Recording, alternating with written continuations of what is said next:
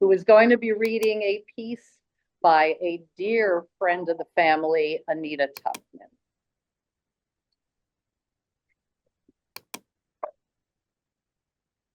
My friend Phyllis was a gift. She was a gift to me and to those who knew her. Phyllis was extraordinary, nurturing, kind, loving, and generous. And did I neglect to mention her exquisite intellect? Simply put, she was a beautiful human being. The last time I spoke with Phyllis was a week before her passing. I phoned her Lennox home expecting to hear Rob, Roz, or Harriet answer the call since Phyllis was not taking phone calls at that time. To my surprise and delight, it was Phyllis who answered the phone. She spoke softly and slowly.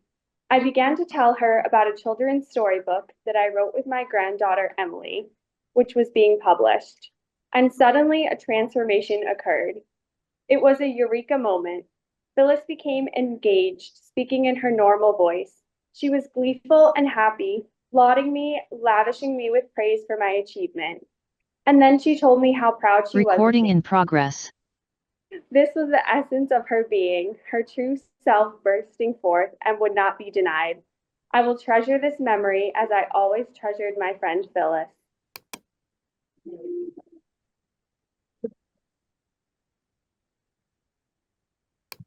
Next, we have a very special branch of our family representing my mother's younger brother, Joel Gross, and his wife, Sandra. We are fortunate to have their daughter, Karen, here, son-in-law, Gary, and Miriam, the granddaughter, who is going to speak for the family. Hello. Do you have sound? I have no sound. Yes, I do. Do you have any suggestions for how I can get sound? I don't know what to do. I'm speaking actually. The audio button on the bottom left of your screen. There's a little picture of a microphone. If I can find that. Oh, this is making me crazy. I don't blame you. Okay. What do you? I'm speaking on behalf of my mother. And so all of my words are my mother's words. I speak as Phyllis's niece and as the daughter of her beloved little brother, Joel Gross. They shared a mutual, boundless, unconditional love and respect for each other. Even in his last few years, when Phyllis would call me, my father would listen in and say, "That's my sister. Isn't she great?" When they'd get together, they would always recount vivid stories of their happy childhoods. They would describe a warm relationship with their parents and each other, emphasizing the love they had for their parents and their love for one another. The love they expressed for one another and their families prompted my son Shimmy to say that Phyllis and Joel must have had some amazing parents, because here were two people who were so outstanding in their generosity of spirit, always wanting everyone in their presence to feel loved, respected, and happy. Like my father, Phyllis had a wide range of close, long-standing relationships with numerous cherished friends and extended family, which was reciprocated by all. For example, my children, especially in recent years, Miriam and Shimmy, took great delight in traveling with their grandpa and grandma to Lennox to visit Phyllis and bask in the love they would all share. Phyllis and Joel had many qualities that I admire, adore, and hope to emulate. They shared a love of language, arts and literature, warmth and wit, and optimism and resilience, and, in Phyllis's case, style and grace. Phyllis conveyed some of her literary enthusiasm in her teaching and later in leading popular book clubs. She was my source for an annual list of recommended reading material, always up to date on contemporary authors and their works, with excellent suggestions for reading that I really enjoy. There are certain qualities that I feel I've inherited, possibly genetically, but more likely from Phyllis's positive influence. These include a love of entertaining and my own enjoyment of literature. The next generation as well has benefited from their connection with Phyllis. Both of my daughters are dedicated and enthusiastic teachers, and Miriam even teaches advanced high school English, just as Phyllis did for so many years. My daughters enjoyed swapping teaching stories with Phyllis and learned a great deal from her expertise and her love for her students. All of my children and I are proud to have been part of Phyllis's beloved family circle. We are grateful to have been able to spend time with her and enjoy happy and loving times visiting Phyllis and Lennox, just as my brother and I enjoyed visiting her and Joe and the family in Brooklyn. Phyllis set a high bar for excellence in her personal and professional life. We will surely always be inspired by the loving examples she set for us.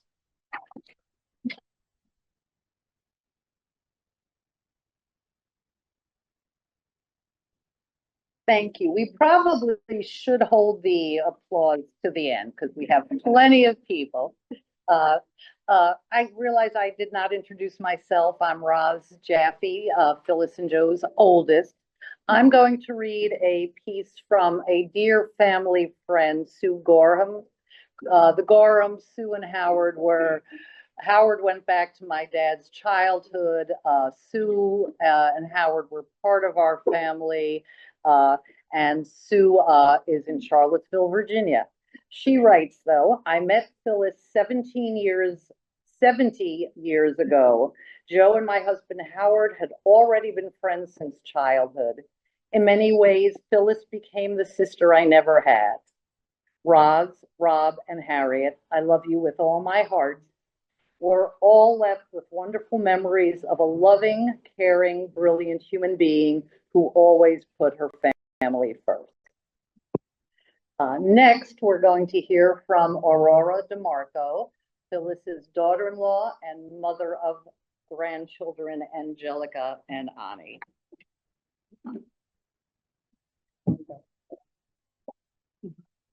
Hi, everyone. When I first met Phyllis and Joe, it was 41 years ago, and I was a rough around the edges Italian from Long Island with big emotions and strong opinions. And I know some of you are like, well, what's changed? And I am like, not much. Despite all that, Phyllis and Joe were so loving and welcoming to me. They were generous, and Joe and I in particular had a very feisty, fun relationship. We loved debating, and I would visit them in Quentin Road, and I'd be working on a college paper about politics, and he would come in and ask me what I'm doing, and then slowly but surely we'd start talking about politics, and then our voices would raise, and then we'd debate, and then our voices would raise again, and Phyllis never complained about that, you know. I'm sure we got on her nerves, but she was like, I love hearing you guys argue politics.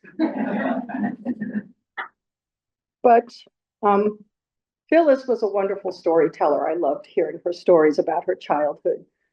She went for elocution classes. She had to take lessons on how to eat right or how to eat properly. She taught me that when you eat sips soup, you should go like this so it cools by the time it gets to your mouth.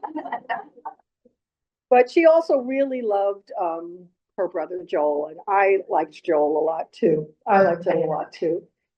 She would say, from the very beginning, Joel was just good.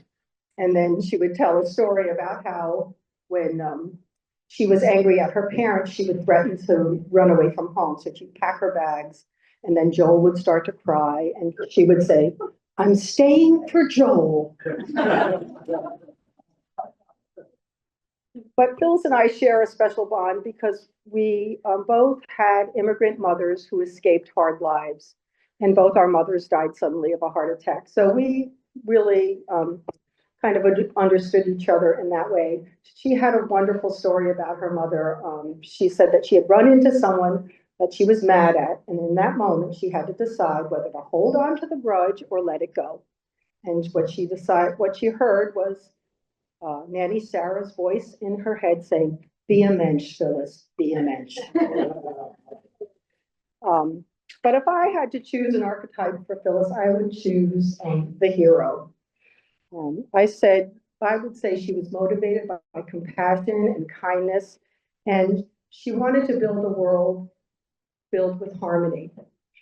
She brought intention and care and excellence to everything she did. And if I had to choose one for myself, I would say I'm the rebel. I am driven by a sense of justice, and I'm not afraid to shake things up when I think it will lead to a better world. So we had our differences, but nonetheless, we respected each other. I respected her her choices, and I saw wisdom in them. And she really learned to understand where I was coming from too, and I'm for her. A lot of you know she won Teacher of the Year award, but she also was mentioned in a Pulitzer Prize winning book, Invisible Child, Poverty, Survival, and Hope in an American City by Andrea Elliott. In the book, a Black teacher named Miss Hester cites Phyllis as her inspiration for becoming a teacher. So I'm just going to read a little short passage from it. Miss Hester was 11 years old when Brooklyn schools began to desegregate.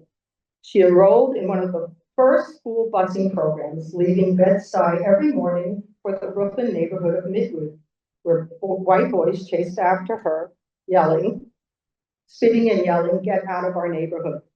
Miss Hester took refuge in her studies. Her favorite class was advanced literature, taught by a school legend, Phyllis Jaffe. As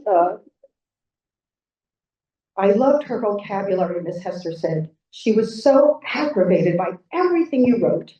Everything was imperfect. I felt like I could never measure up, but it wasn't because I was Black. It was because she was a great teacher. As many of you know, I was lucky enough to find my calling working in hospice as a deaf with families.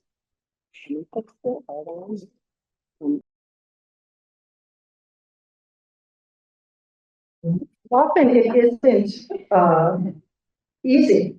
There are unresolved tensions and conflicts, old wounds, and sibling rivalries that surface.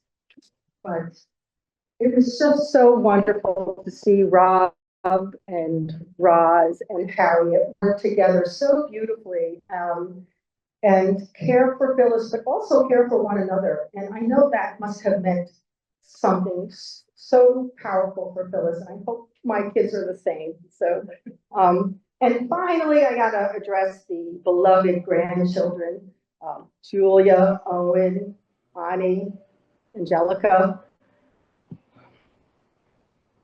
I hope your memories of, sorry, I thought I could get through this, of Nanny bring you comfort throughout your lives. She adored each of you, and she gave you a rare and precious gift, the chance to witness someone age with grace, with joy, and with love at the center of it all.